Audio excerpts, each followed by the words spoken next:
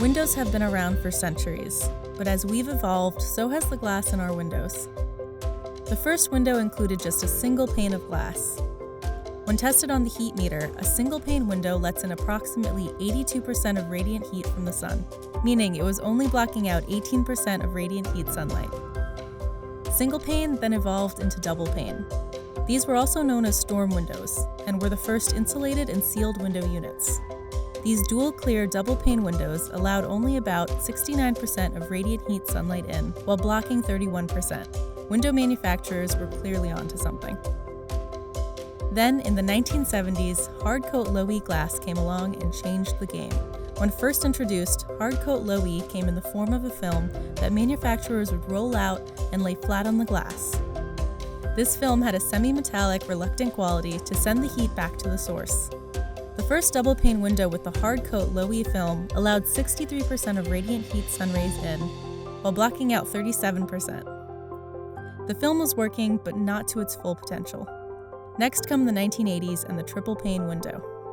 This window consisted of 3 clear panes of glass combined in one unit.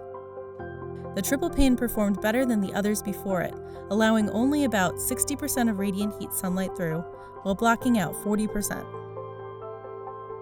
In the early 90s, they found that spraying a coat of low-E on the glass was more effective and more reliable than rolling it on like a film. Therefore, the double-pane window with a sputter coat of 12 layers of soft coat low-E was created, causing a revelation. This window set the new standard, blocking out approximately 87% of sunlight and radiant heat, while only allowing in 13%. Next came the triple-pane low-E ultra glass. Sputter-coated with 24 layers of low-E, this window blocked out about 96% of radiant heat sunlight. And finally, after adding 5 more layers of low-E, the triple-pane low-E Solar Ultra was born. This glass blocks out approximately 98% of radiant heat sunlight, only allowing in 2%. If you were to combine all the other windows and test them against the Solar Ultra, they would still allow in more radiant heat and sunlight than the Solar Ultra does alone.